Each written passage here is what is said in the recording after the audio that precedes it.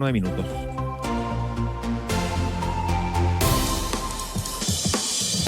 Periodista Pasárate me hizo llegar la declaración escrita que tenía ayer el embajador Brandon Youth y que se ha convertido en parte muy relevante de la crónica de la actualidad a partir de la cancelación de la visa a 3 funcionarios del gobierno del presidente Gabriel Boric por la determinación de avanzar en un cable submarino que una Valparaíso con Hong Kong a través de un convenio con una empresa china digamos, de participación estatal, como son todas las empresas chinas por lo demás, y que por supuesto levantó toda una serie de controversias porque para el gobierno norteamericano se pone en riesgo el traspaso de datos sensibles y por lo tanto se vulnera la seguridad y por lo tanto tomó la determinación de cancelar la visa a estos 3 funcionarios, lo que ha llevado al gobierno chileno a responder que Estados Unidos no puede imponer con quien Chile hace básicamente acuerdo porque es una decisión soberana, ¿no? Fue la respuesta que tuvo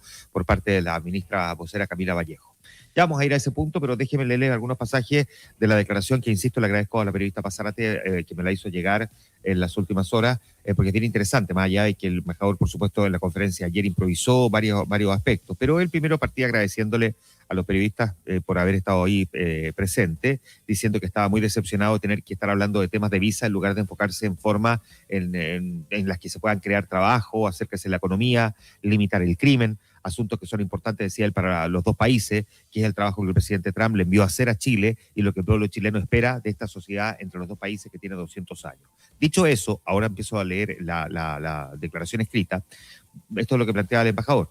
Quiero ser claro sobre las acciones que nuestro gobierno tomó al final de la semana pasada. Es nuestra decisión soberana quien entra a nuestro país. Nadie tiene el derecho a una visa. Como hemos demostrado en otras partes y ahora aquí, vamos a proteger nuestros intereses de seguridad nacional, lo que no debería ser sorpresa para nadie. Desde que llegué me comprometí con ustedes a ser franco y a estar disponible para ustedes, los medios, debido a mi gran respeto por la institución de la prensa libre. Por eso es que quiero tomarme un tiempo para dejar las cosas claras en algunos contextos significativos que influyeron en nuestra decisión. Algunas semanas atrás compartimos información específica con múltiples funcionarios de gobierno de distintas agencias sobre incursiones en los sistemas de telecomunicaciones chilenos por parte de actores malignos extranjeros en el corto tiempo que he estado aquí. Esta incursión específica estuvo dirigida a múltiples compañías de telecomunicaciones privadas, poniendo la privacidad y la información personal de casi todos los chilenos que usan un teléfono celular en riesgo de que sus datos fueran robados, sus comunicaciones espiadas y sus vidas afectadas. Esto afecta a cualquier persona de cualquier país cuya información pasa por líneas de telecomunicación chilenas. Igual de preocupante, este actor maligno hackeó una prominente empresa chilena de la construcción, una empresa local que compite directamente con compañías extranjeras por proyectos en Chile. Tómense un momento para interiorizar esto. Actores malignos extranjeros hackearon una compañía privada chilena para robar datos de propiedad exclusiva que este actor maligno pudiera usar para ganarle a la compañía chilena en licitaciones para futuros contratos en Chile. Es algo sin escrúpulos, ilegal y absolutamente peligroso para la economía chilena y para los chilenos. En una sociedad la información se comparte entre socios. Nosotros compartimos esta información con el gobierno de Chile, pero hasta la fecha no hemos recibido ninguna respuesta de alguna acción tomada para remediar la situación. Como no hemos recibido ninguna información, debemos asumir que esto ha continuado su curso, dejando a los chilenos, a los estadounidenses y a todo el mundo vulnerable. Desde hace años hemos estado pidiendo encarecidamente al gobierno chileno que adopte mecanismos de evaluación de inversiones. Las economías avanzadas alrededor del mundo tienen un proceso para evaluar las inversiones extranjeras para asegurarse de que su infraestructura crítica, sus puertos, sus líneas de transmisión de electricidad y sus redes de telecomunicaciones estén protegidas. Es una buena práctica de la OCDE. Los Estados Unidos tiene uno, España tiene uno, Canadá, el Reino Unido, Australia también, pero en Chile no es así. Mi punto es, cuando un país no protege su infraestructura crítica, arriesga a perder su soberanía. Solo miren las noticias de la semana pasada. Una corte peruana dice que su gobierno no tiene ninguna habilidad para controlar un puerto en su propio territorio. O miren a la Estación Espacial Extranjera en Neuquén, Argentina, donde las autoridades del gobierno tienen que pedir permiso solo para poder recibir visitas. Estas son verdaderas violaciones a la soberanía y la lista continúa. Por otro lado, insisto, todo lo que le estoy leyendo es lo que decía la declaración de ayer del embajador de Estados Unidos en Chile. Un ejemplo perfecto de un proyecto de infraestructura que no solo protege la soberanía, sino que la fortalece, es el proyecto Google Humboldt.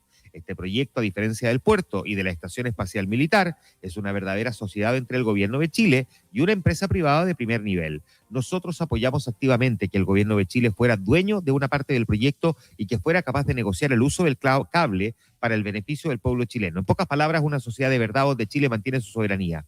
Yo entiendo, el comercio es importante y ciertamente respeto el derecho de Chile a ejercer intercambios comerciales que traigan prosperidad y oportunidades a su pueblo, pero amenazas a la infraestructura crítica que arriesgan o que impiden la soberanía, especialmente la infraestructura de las telecomunicaciones, nos afectan a todos. Todos tenemos un interés propio en esta región, nuestra región compartida, y los Estados Unidos siempre va a tomar las medidas necesarias para protegerla.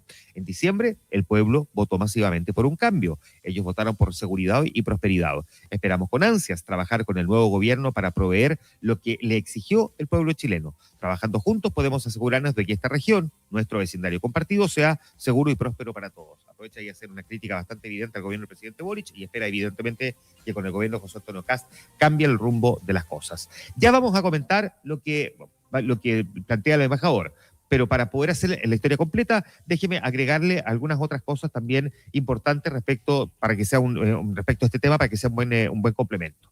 Resulta que cuenta el diario La Tercera en el día de ayer que hubo reuniones del subsecretario de Telecomunicaciones, uno de los funcionarios a los que les quitaron la visa norteamericana, reuniones con China Mobile, que fue lo que generó las sanciones de Estados Unidos. Cuenta La Tercera que en diciembre pasado, Claudio Araya se juntó con el representante de China Mobile en Chile para hablar sobre proyectos en marcha, entre comillas. Un encuentro que fue solicitado por la empresa de lobby Pluribus Consulting, del ex subsecretario Francisco Moreno, que 2 meses después le acarrió consecuencias a Araya con Estados Unidos, pero antes dice que hubo otras reuniones solicitadas por lobby por ejecutivos chinos que fueron delineando el camino.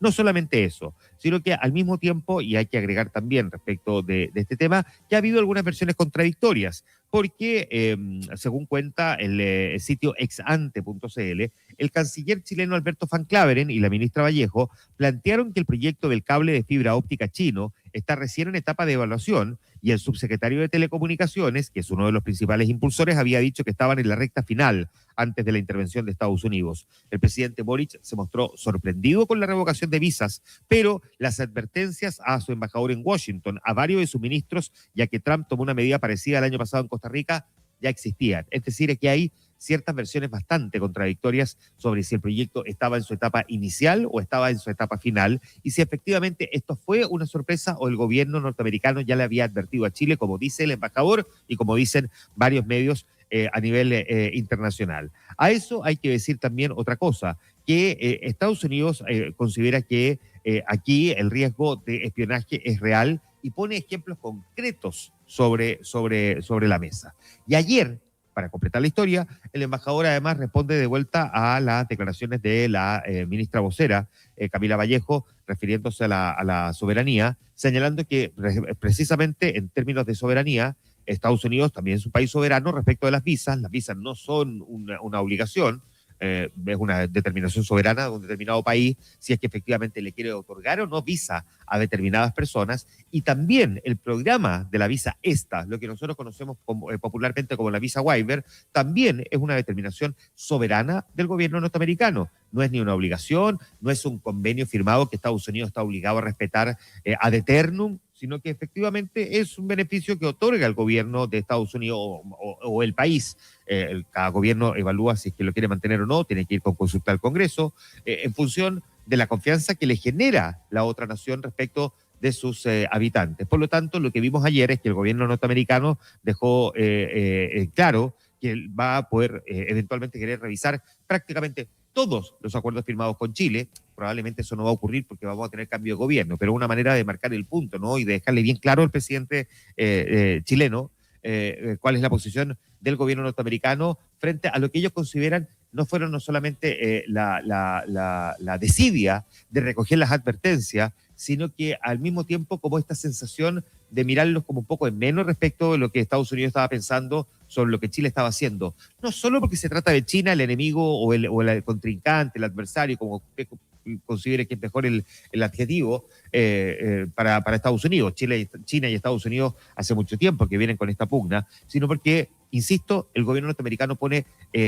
pruebas concretas sobre la mesa de cómo este acuerdo entre Chile y esa empresa china para generar este cable pone en riesgo la vulnerabilidad en el fondo que se exhibe en términos de la información y el tratamiento de datos que son sensibles y que no solo afectan a los chilenos, sino que pueden de rebote terminar golpeando a los norteamericanos. A todo esto, el gobierno chileno ya ha planteado que dejó en suspenso el avance de este proyecto chino, como que a 10 días para el término del gobierno del presidente Boric, de hecho menos, quedan 15 días para el término, o sea, quedan 15 días para el término del gobierno del presidente Boric, y al menos de 20 días. Es muy probable que este proyecto no siga avanzando. No había un pronunciamiento formal por parte del gobierno siguiente. El presidente José Antonio Kast, el presidente electo, no ha señalado en concreto si continuaría adelante con este proyecto, si lo va a desechar. Es muy probable que esta determinación se anuncie una vez que asuman el cargo el próximo 11 de marzo, pero definitivamente lo que nos ha dejado en evidencia es que Estados Unidos no comulga con el cuestionamiento que considera un tanto vacío por parte del gobierno chileno, y si se trata de soberanía, bueno, el otorgamiento de visa es también una decisión soberana, por lo tanto es una por otra, ¿no?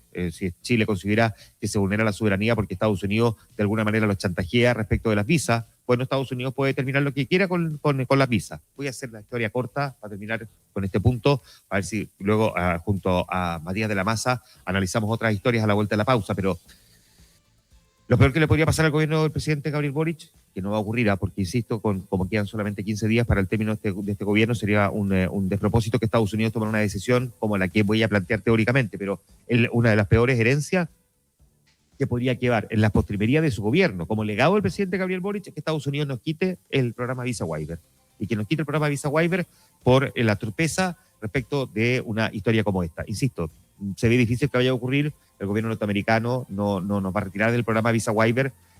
Si a este gobierno le quedara 1 o 2 años, probablemente la historia podría ser muy, muy distinta. Pero solo imaginen lo que podría llegar a ser como legado para el presidente Boric, que Estados Unidos, por el manejo de una historia que por lo demás ni los propios chilenos conocíamos y sobre los cuales ni siquiera hay una única versión, si este cable está en etapa inicial o está en etapa final, hubiese provocado que nos quitaran la visa waiver, que se supone que es un beneficio, por supuesto, al que acceden todos los chilenos que quieren viajar a Estados Unidos.